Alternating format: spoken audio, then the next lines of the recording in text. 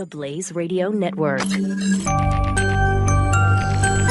On demand. The best of the Glenn Beck Program. Glenn Beck. On the basis of sex. Now, I'm going to go out on a limb here and guess that you probably didn't expect those words to come out of my mouth first thing today. But it's not my version of clickbait, some sort of headline to get you to listen. Although it may have just happened or may have just made everybody's stomach turn. I'm not sure. But this is the title to the new movie based on the life of Supreme Court Justice Ruth Bader Ginsburg.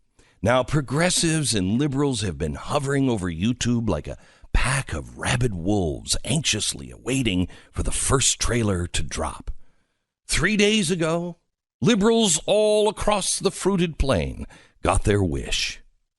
Now, I'm not going to ruin your day by playing the entire thing, but I want you to hear just one piece of this trailer. Listen carefully.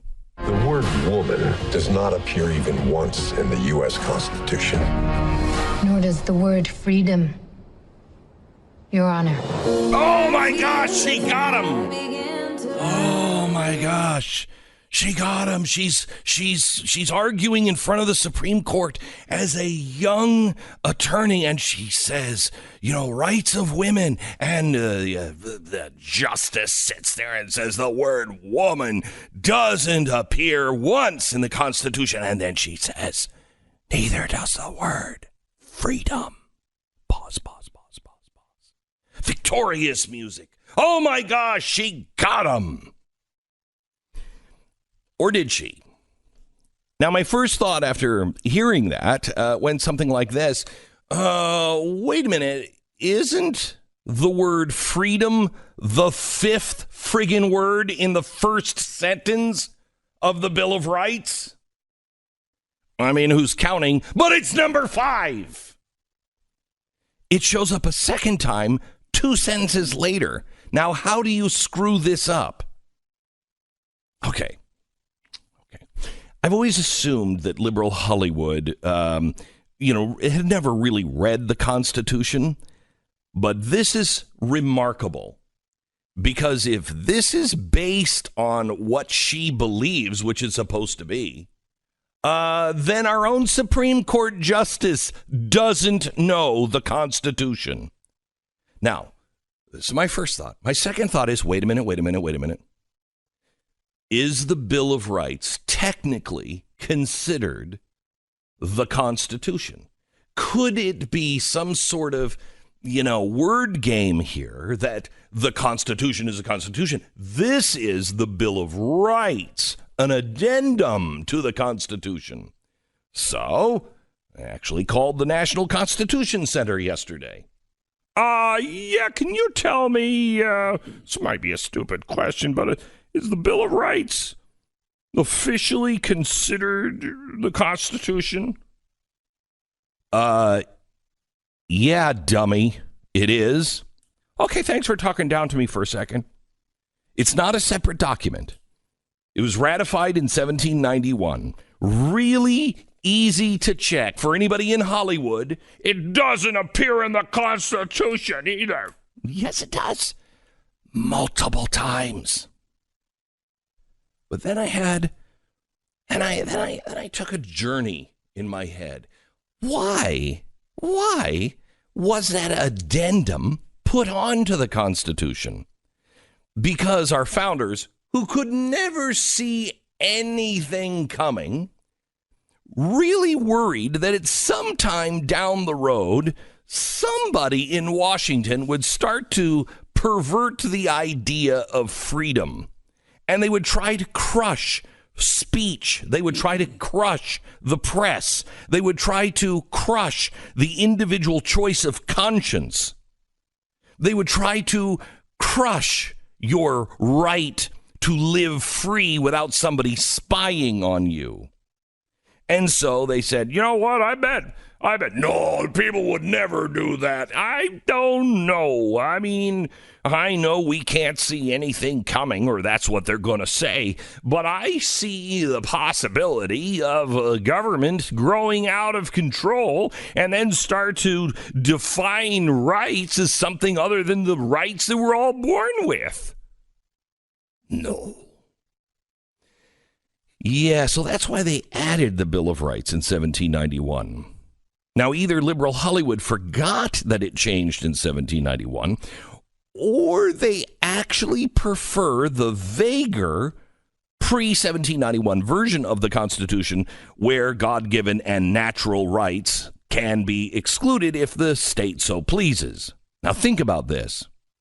What is the greatest roadblock to the radical left's progress?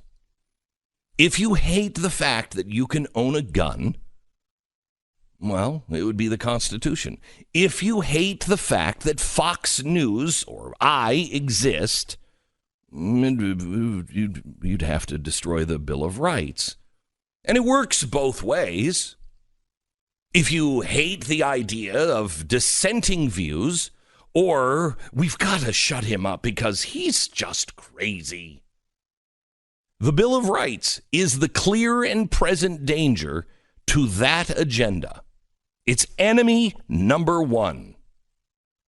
You see, the new left, the left that is radically moving towards further and further and further to the extreme, they hate 1791. They hate it. They wish it had never happened. The Bill of Rights is, I think, the most important part of our Constitution. It's a constant reminder that, I'm going to use the F word, freedom isn't given by the government, that they are granted by God and nature. And that thought, you being aware of that, scares the hell out of progressives. Now, it is possible that I've put too much thought into this. It is possible that the screenwriter just didn't know, didn't do their homework, probably thinks the Constitution is a dusty old document, so why even read it? And there's a possibility that the screenwriter made a mistake and thought Ruth Bader Ginsburg was actually born before 1791, so, maybe she was going over the old one. Personally, I can't see how you make this mistake if you're honest and intelligent. But it is a sign. It is a sign of the times that we live in, that the Bill of Rights is under attack, now maybe more than ever. And it has never been more important to let the Constitution of 1791 be our guide, our true north, and our lighthouse. Glenn Beck. I hate to use the word idol, but one of my new heroes is Jim Gaffigan. Have you listened to his new concert that is out now, audio only, I think, called Noble Ape? No. Yeah, it dropped a couple of days ago, and it is hysterical. And he's going through. He's had a really rough year. His wife had a brain tumor. And it just... Oh, wow. You didn't know that? Mm-mm. Oh, yeah. No. She had a brain tumor. They have 5 children. I know. And really, I have a feeling... I mean, he likes being a dad, but I have a feeling, Jim may not have had 5 children if it wasn't for her. You know what I mean? Mm-hmm. And so she's like this... He calls her a jihadi Catholic. And so there he's, she's always popping kids out, and they find out they're on the road. They write everything together. She's brilliant. She's funny. And they get along. They're real partners in the true sense. And they find out, I don't remember what happens. I think they were over in London, and she gets this blinding headache. And he takes her to the hospital, and they said that she has a brain tumor, and it's right in the center of her brain, and it's big, and they don't know if she's going to live. So he's had a really bad year, and then he comes out with this album, and I'm listening to it yesterday, And I know that because they're writing partners, and she hasn't been in any condition really to write, he's written most of this. And the way he takes on his wife's brain tumor, I mean, we're just riddled with problems, right? We get so tired and we're like, oh my gosh, I can't do it another day. Look what's happening to the country. I mean, I faced this half hour where every day this week I have talked to you about Russia and Trump and the press. Every day this week at this time, we've been talking about that. And so I got in this morning and I'm like, I can't do it another day. And I thought, how did Jim Gaffigan find such great humor in such a bleak circumstance? I want to be more like that. By the way, his CD is called A Noble Ape. I don't even know if it's a CD. It's been released on iTunes. And it's it's just so funny. Here he is talking about his wife's brain tumor.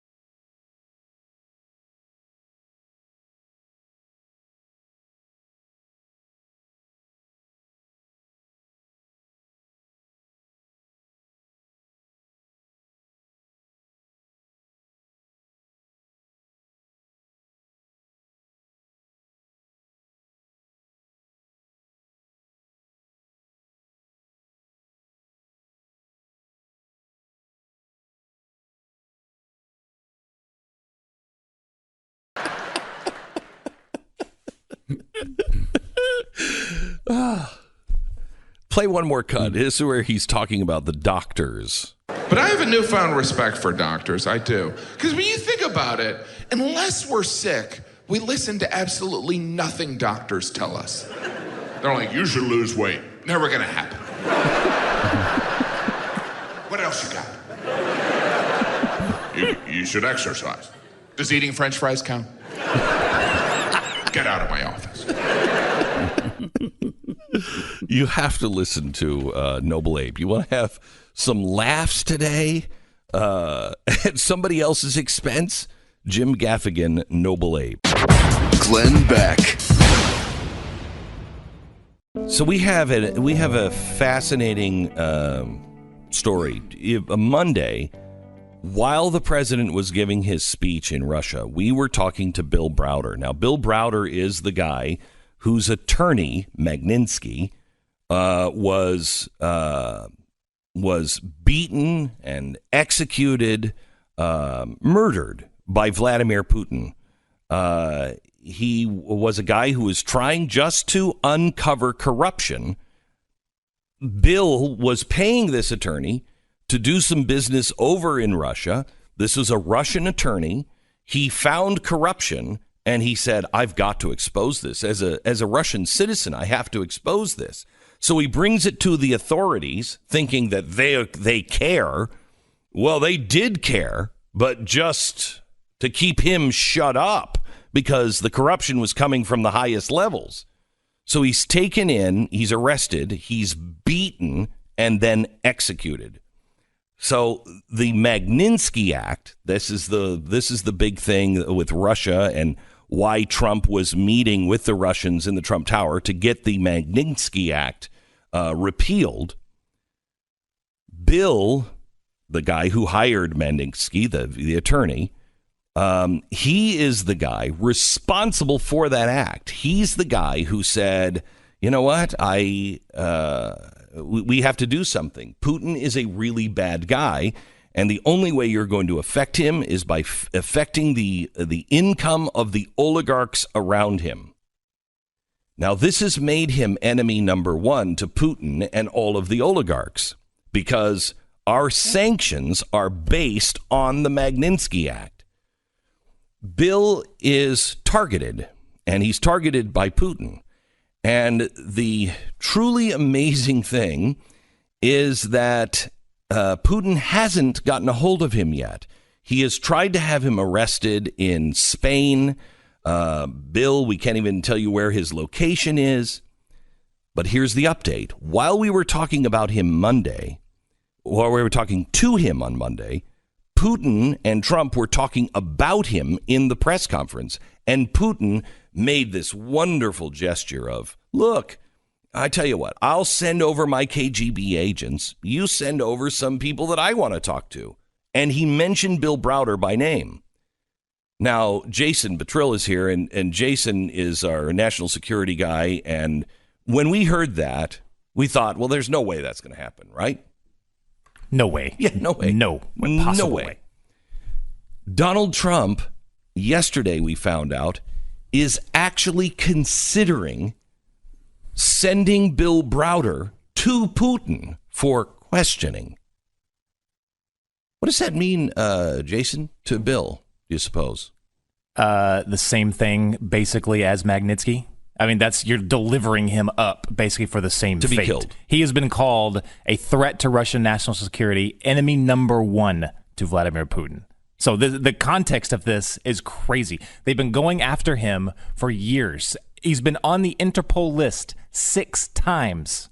Actually detained back, I think, in March in Spain. They want him so badly, which is just so ludicrous. I heard Putin say that, and I didn't even think that was a legitimate request. I'm looking for Bill to actually get on the phone, and apparently he's on hold now. Let's.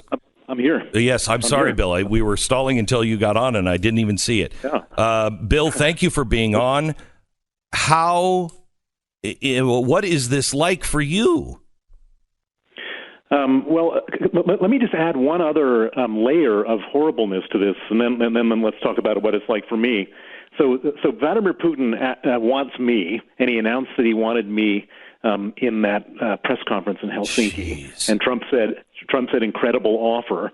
But then, and this is the really more shocking part, I should say, is that the next day they said they wanted me and some Americans, and they made a list of Americans that they also want, and that list includes the people who were involved in Washington, in Congress, in the State Department of passing the Magnitsky Act, and it also includes special agents from the Department of Homeland Security who were investigating money laundering in the United States connected to the Magnitsky Act. So basically, what Putin wants is to go after everybody in the United States at a top level who had something to do with causing the Magnitsky Act and causing all this trouble. So you had to have hoped that on Monday that the president was saying, well, that's an incredible thing, and he wasn't serious and it wasn't going to happen. Yesterday we find out that he's still considering this. So he's considering handing over people who have been serving the country to fight Russian evil to the Russians. Just let that sink in for a second. These are patriots. These are patriots who aren't making money in business, who aren't going out in entertainment. They're toiling away in Washington, serving the country. There's no way this will happen. The service of the United States. There's no way this. No, they said we're considering it. Yeah, well, incredible offer. I will tell you this, Bill. I don't believe the American people would ever allow that to happen. I mean, look, I'm a guy who was against Donald Trump, and I'm for some of his policies. I don't like his character, but some of his policies are good. But I'll tell you, I am not an impeachment guy by any stretch of the imagination. If Donald Trump sends you or anybody else over to Putin, I'm done. And I think a lot of Americans would say, okay, there's the line. There's the line. You cannot send people like you over there. Can't. That's a death sentence, is it not? It's a death sentence, 100% for sure. There's no ifs, ands, or buts. Vladimir Putin wants to kill me. There's no question about that. So, Bill, I don't want you, obviously, to get into any specifics, but has your life changed now? You've always been watching your back, but are you safe? Well, I've never been safe. The Magnitsky Act is a piece of legislation which remarkably hits.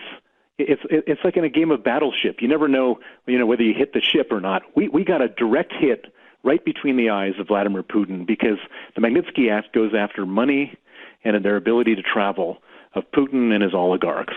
And these guys are so terrified of having all the money that they've stolen in Russia frozen in the West, and it completely hits them where it counts. And as a result, and this is not something that just happened on this week. This has been going on for years now. They've been coming after me, as you mentioned. They're now on their 7th Interpol arrest warrant for me. As you also mentioned, I was arrested in Madrid, Spain on May 30th on a Russian Interpol arrest warrant. I've been stopped at borders, all sorts of stuff, because the Russians are trying to get me. Now, fortunately, up until this moment, the Western world protected me.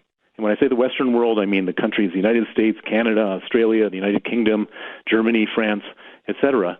And now all of a sudden, we have the most powerful man in the free world says, that's an incredible offer. It's truly remarkable. Well, you can rest a little bit that he's pissed off, France and England so much, they might just double their protection of you just to spite him. I should point out that I emigrated 29 years ago to England. I'm a British citizen. I've been living there for 29 years, and the British government fully protects me. So, Donald Trump doesn't actually have the jurisdiction to hand me over to the Russians. But right. the fact that he's even considering it, and most shockingly, that he's considering handing over people who are serving the American government, who is serving America, in service to America, that he's going to, in fighting Putin, to Putin, into the enemy clutches. That's the most outrageous part of this whole story. I said, 10, 15 years ago, there's going to come a time when you just do not recognize your country.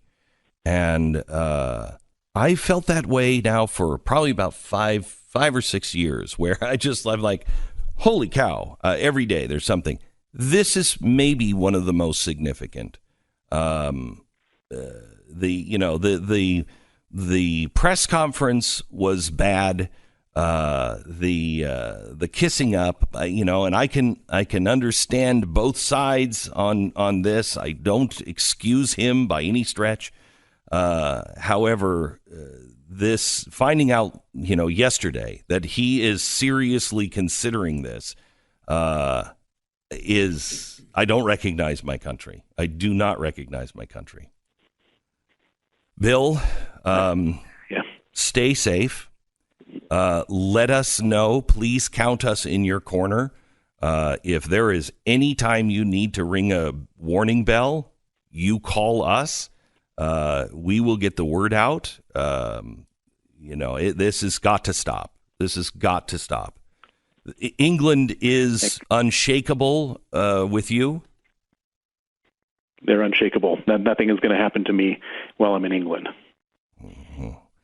Unless Putin goes in and kills somebody again on English soil, and you don't have anybody. You don't have the left in England pussyfooting around with you or anything. I mean, you're good in England.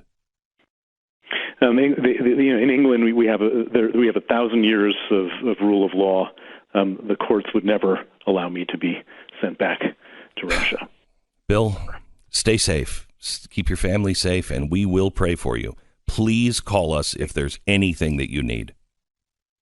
Thank you, sir. Thank you, Bill. Have a good day. Bye-bye. Bye. It's pretty chilling. It's amazing. So there's my line. I think that's my line. I think that is my that's sure. my line for me too. You can't turn over. Well, he's not an American citizen anymore, so we don't have the ability to turn him over. Turns anyone over, you know what? I'm so close to the line. When he said that on Monday, I'm thinking, okay, he just got out of a meeting. He hasn't talked to his advisors. He hasn't talked to anybody.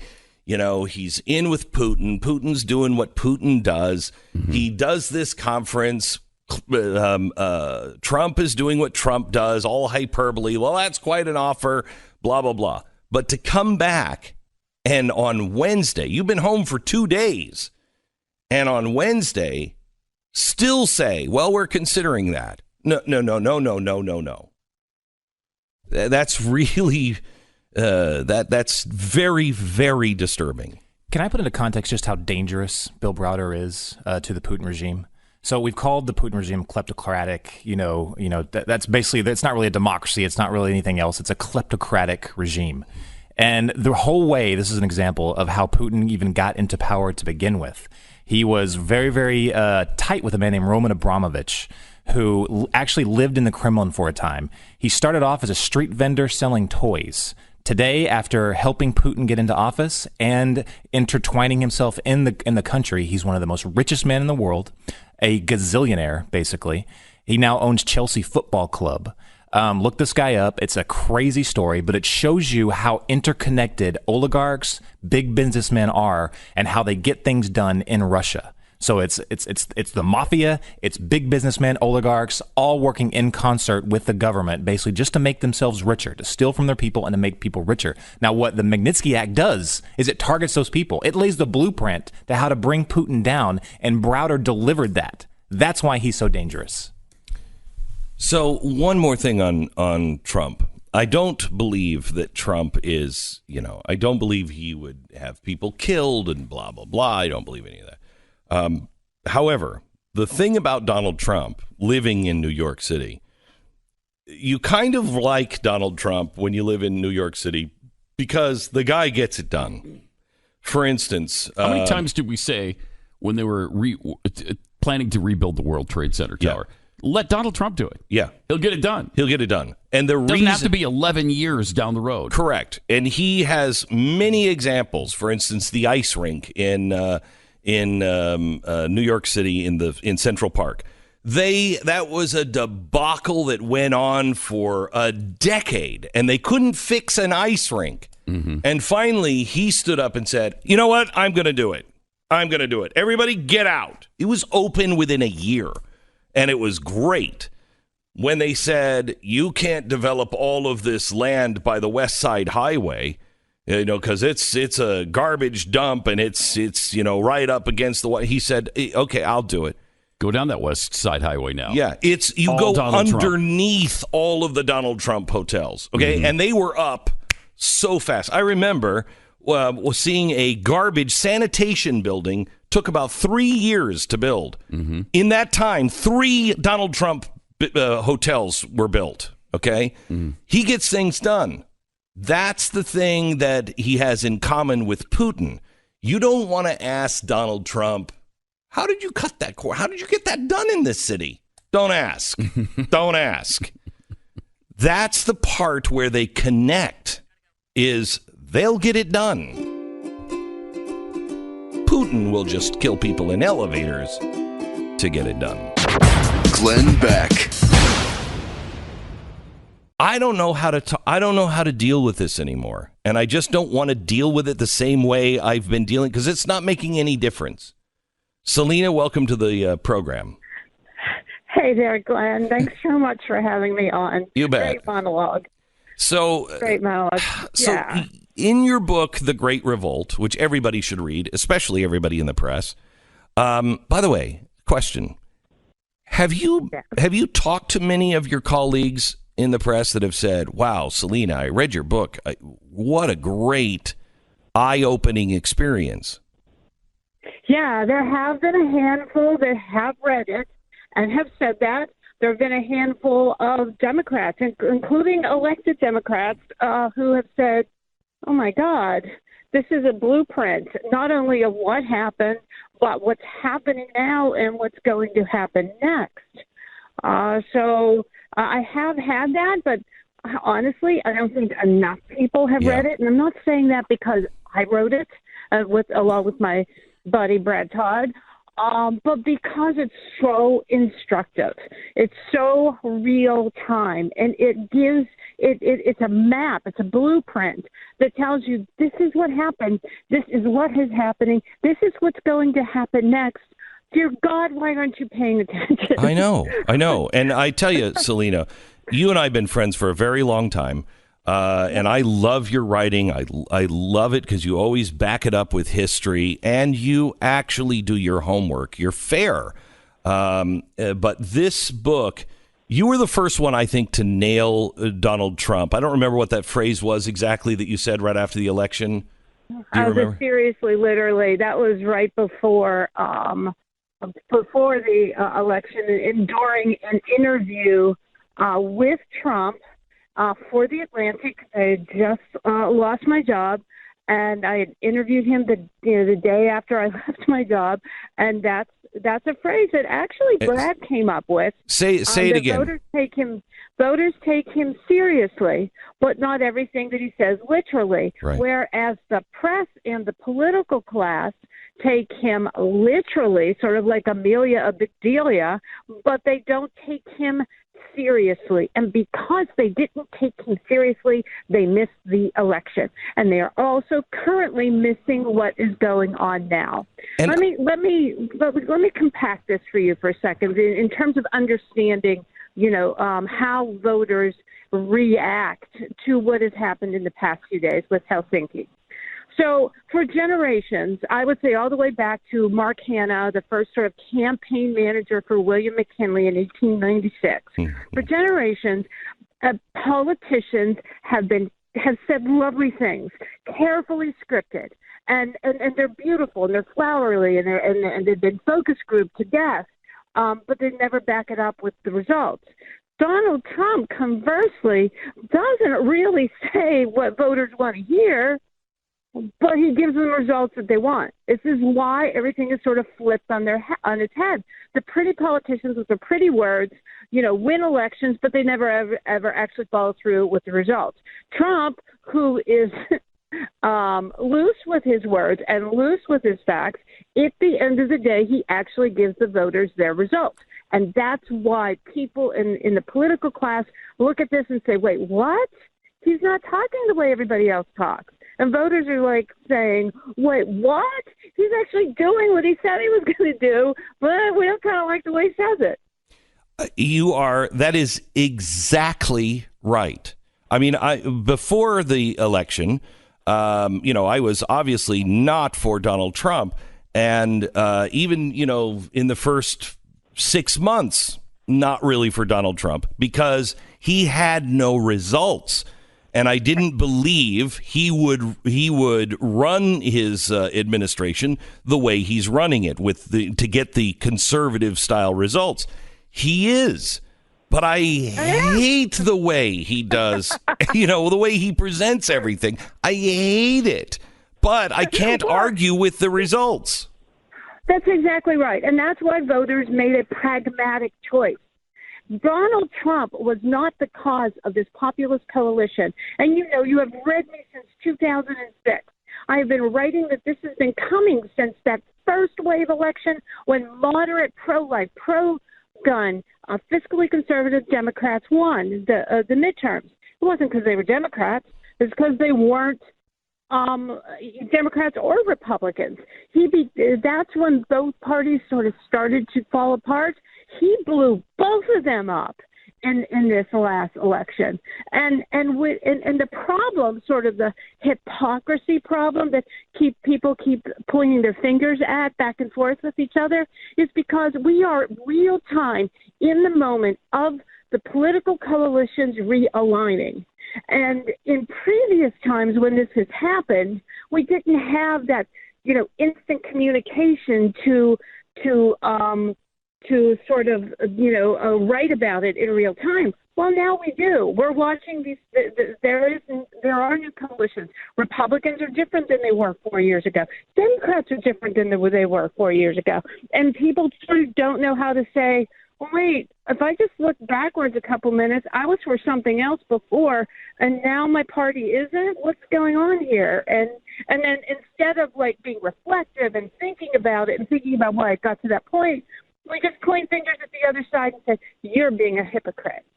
And that's sort of the biggest problem that my profession has in that this has caused a sort of hysteria every time that Trump speaks. So, say Monday when the whole Helsinki thing happened. I just got done with interviewing Steve Scalise.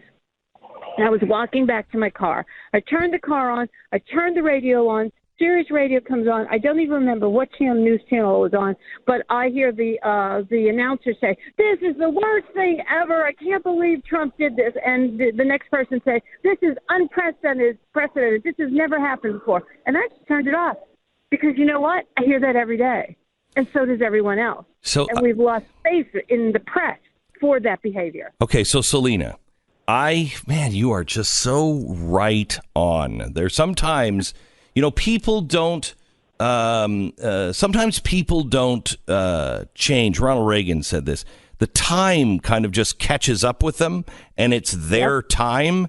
This is your time. I mean, you get it more than anybody else, and can explain it. So when I was listening this week, it seems to be that every time the press, they've gone crazy. And so every time they see Donald Trump do something that they don't like, they immediately pounce, and it feels almost like they say to themselves, "Oh, we got him this time." And then it doesn't turn out that way. And so it winds them a little tighter, and, "Oh, we got him this time." On Monday, they were so convinced that this would bring down his administration that they went, they launched all of the nuclear missiles. When this doesn't take him out, where do they go from here? Well, what they've done is they've widened the trust gap once again between themselves and the people that consume the news. And so what they do is they sort of isolate themselves, and they only pick and they only get the people who want to believe what they say, rather than the people that need to, rather than everyone. I mean, the news. Honestly, my idea of the news is you got an anchor, they're reading the news, and it's read dispassionately, and that's it. And that's my idea. That's what I crave as a reporter. But we don't get that anymore. And if some journalists will say, well, I'm just, telling the facts. Well, there's inference. And people aren't stupid. Our IQ isn't that of a gnat. People see and feel and hear and read inference. It's there. And even if they don't particularly love Donald Trump or don't particularly like him or didn't even vote for him, they tend to gravitate more towards this coalition. I'm not saying him, but more towards this coalition and siding with it and exciting it and are encouraged to show up because there's part of them that sees themselves in Trump. Not that he's rich, not that he's a billionaire, but because all the odds are against him. And so they, even if they don't like him, they're like, you know what, this guy right here, he's really taking it on the chin for all of us. I don't particularly like him, but I like the results, and I don't like the way the press, the larger institutions treat him. I'm going with this guy. I'm going with this guy's team. Selena Zito, who has her finger on the pulse of America, and also is, finds herself in the belly of the beast. She is Jonah in the whale, and I don't know how you do it. I did it for a while. I could not take it. And Selena, I tell you, there's been a change in me when I was on with Brian Stelter. I was so disgusted that I had been asked to come on to speak about why the right is not listening to the media. And then you're asking for my opinion, but you're arguing with me every step of the way, and I can't even make my point, and then you just go on personal attacks. And I gave up on the media. I really don't want anything to do with them anymore. I don't know what that means yet, but you don't really actually want to know the truth, so I'm not interested. Well, first of all, it's not. I mean, just with your interview with Brian, it's not. I think the premise is ridiculous. How to get people to listen to the media, like to obey to what they tell them. I mean, that premise in of itself is ridiculous. You know, people are free thinkers, and they're going to they're going to believe and read whatever they want, and that's why we have eliminated the curators in this world, not just in our shopping, but also in the media. So I don't believe you're alone, Glenn. I do believe that is the trend as opposed to, an outlier. So I want to talk to you. We're going to take a break here in a second. I want to talk to you about a couple of things. You say in your book, that your book is a blueprint. So what comes next? How do we move forward when no one will admit that they're wrong or played a role in anything? And I also want to go back and talk to you about this week. Is there, and the perception of Donald Trump in the center of the country with the people who support him, is there a line there at all that he could cross? Selena, yesterday we were talking to Selena Zito. She is an amazing writer. She wrote the book, The Great Revolt. Everyone in America should read this, especially the press. It was really good for me to read because she went and she travels the country, but unlike the press corps, she does it in her car. She stays, in non-named hotels. She eats where the locals eat, and she learns what people are really feeling. And she found out some amazing things about Trump supporters that completely take the narrative of the media and turn it upside down. It's called The Great Revolt, and you should read it. She joins us now. Let me ask you a couple of questions. Yesterday, during the cabinet meeting, President Trump, and I read this from a press report, and I had not listened or watched the video. And the report came out that he had answered in a press, answered to a presser that he was that Russia was not targeting the United States anymore. And I was about to go off on that when one of my coworkers said, "Wait, have you seen the video?" And I said, "No." "Do I need to?" And she said, "Yep." Played the video. That's not what happened. Do you agree with that? Yeah, he was answering no about not answering a question. Yeah. He was. This is what gets my profession in trouble. And it's sort of everybody swarmed around, and everybody said, "This is what happened. This was happened. Treason. He can't make up his mind. Blah blah blah. Whatever the hysteria of the moment is." And turns out it's not true. Yeah. And it makes everybody look bad. Okay. So here we are in a place where we can't trust really anybody. Everybody is working on an agenda, and it could be to take the president down or defend the president. And what we're seeing is exactly what you said a few minutes ago, that we are seeing a shift in politics here. We're seeing the old go away, and there is a new form of politics that I see on the horizon, and I wanted to get your opinion on this. The Democrats, the old Democrat that everybody, the Blue Dog Democrat and the Democrats of my father, even the FDR Democrats, they're dead. They're gone. Yeah. Yeah. Yeah. And so they're becoming more and more radical. And what I said on Fox is eventually they're just going to take the mask off and they're going to say, yep, I am socialist because this doesn't work. We're now seeing a democratic socialist kind of party form that is becoming more and more radical. In your book, you say, I think it's 21% of the Trump supporters are people who voted for Barack Obama and are kind of that Reagan Democrat. So you have that, which leaves a couple of places. When you have extreme on one side, you're going to have the extreme of the alt-right, and they do not fit in the Trump category. No. And they don't fit with the others that are left, which are the traditional small government, constitutional American. What comes next? How are we what do you see on the other side of this? Well, as the Great Revolt explains, we're in the middle of building two new coalitions. The Republican side has more of those New Deal Democrats.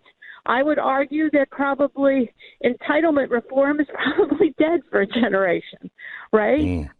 Because they're a new part of this Republican coalition, this populist coalition. But on the Democratic side, because they shed their New Deal Democrats, because they shed their moderates, because pro-life, pro-gun, fiscal responsibility, and pro-military have sort of been elbowed out, their party has gone more left, more cosmopolitan, more international, more multicultural. Look, you saw Barack Obama actually take that step in 2012. In 2008, his election was all about bringing people together, and which included the New Deal Democrats. In 2012, he changed the calculus that has been in this country since the 1930s. We went from sort of a Goldwater New Deal argument to a multicultural, the world first as opposed to America first. Yes. And that is what has happened to the Democratic Party. And you see traces of it sometimes blatantly within the press, because not only that they tend to be more aligned with the Democratic Party, but also you become what your neighbors are. They live in these super zip codes where people don't,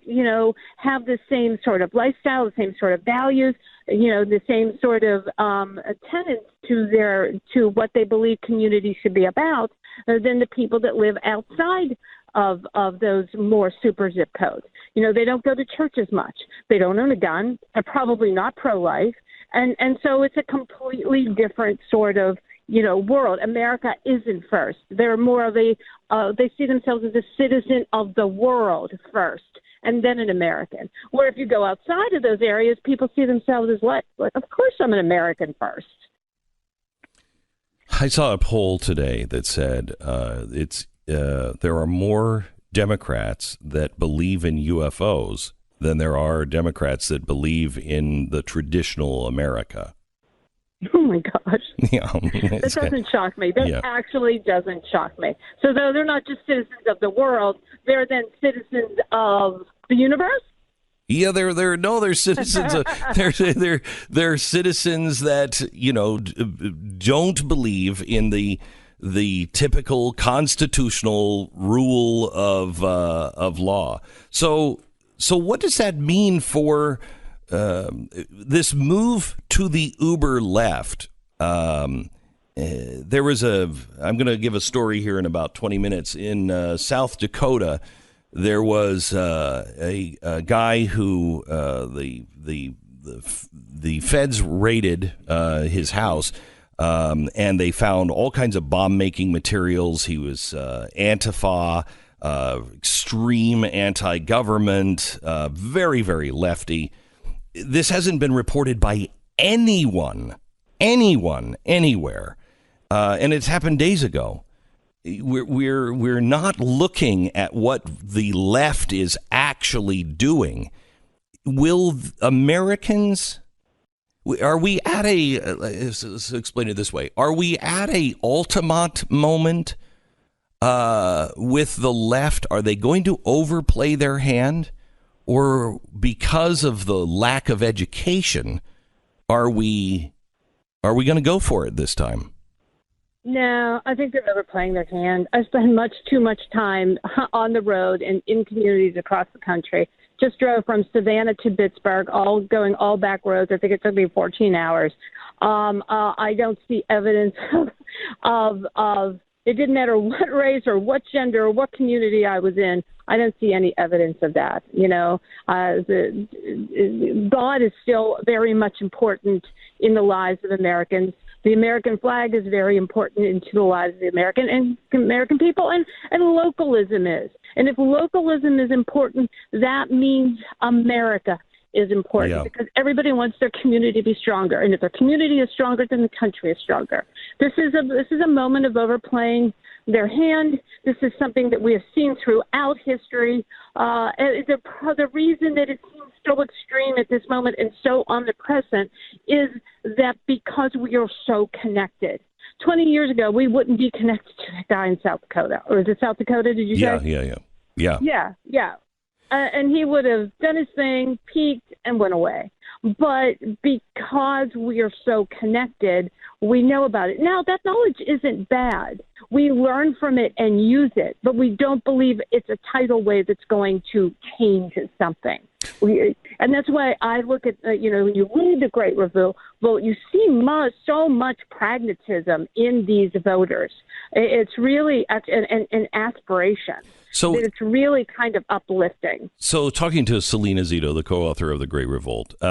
So with that being said, let me go the opposite direction, where the press is just saying this guy is a traitor. This is treason. First of all, it's the only crime in the Constitution that is defined. It is not treason, and let's be a little careful with that.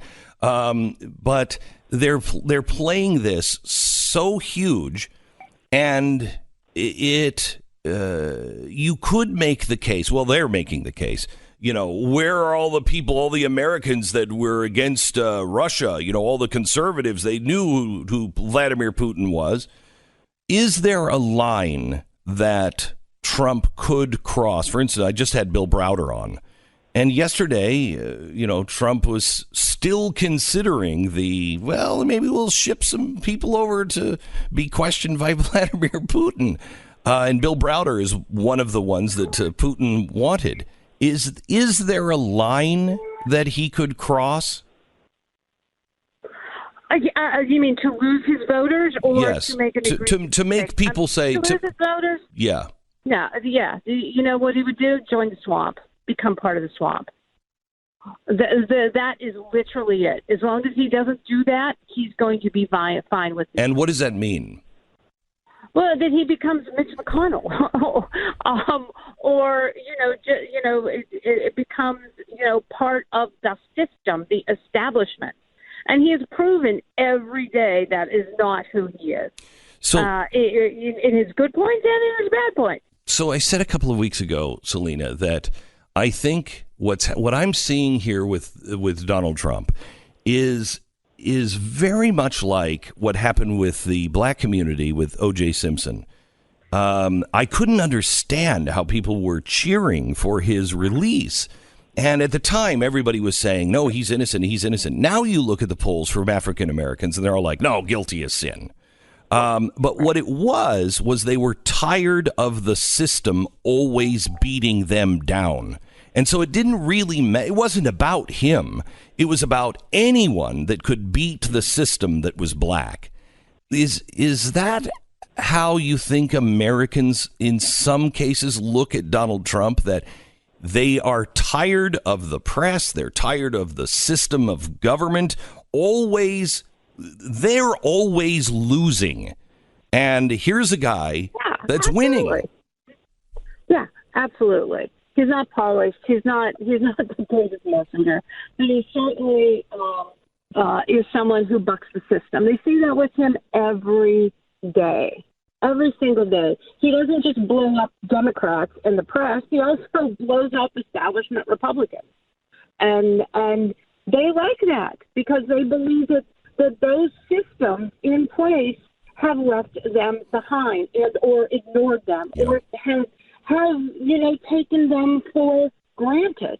Well, we always know we'll get the Christian vote if you're a Republican. We always know you're going to get the minority vote because you're a Democrat. Right. And everyone's like, no, whoa, wait. You know what? Right. We're done. We're absolutely done. Part of what cued this was culture, and how people view people who run culture, which is in government and in the media, in the entertainment business, in the sports business, and how they view people in the middle of America. But it's also in how government viewed them and how the press viewed them. And so it's a rebellion against all institutions. Look, modern populism, very different from 1930s populism, very different from 1890s populism.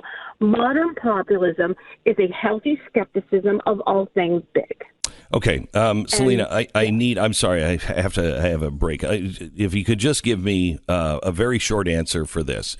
Are you optimistic for the traditional American culture long term? Absolutely. Absolutely. I'm saying that as someone who is literally on the road right now, a back road in Ohio, and I see evidence of it everywhere. Okay. Here's the thing: they don't show up and protest. They don't show up and with signs. They're working. Right. They're taking care of their family. Right. They're getting on with the business of life. They're not obsessed with their smartphone. They're obsessed with their community, their family, their lives. Selena Zito, thank you so much. Great talking to you. The name of the book is The Great Revolt. It's a must-read if you really want to understand what nobody in the mainstream media is telling you about Trump voters and what's really happening. Selena Zito. Glenn Beck. The best of the Glenn Beck Program. Glenn Beck. The best of the Glenn Beck Program.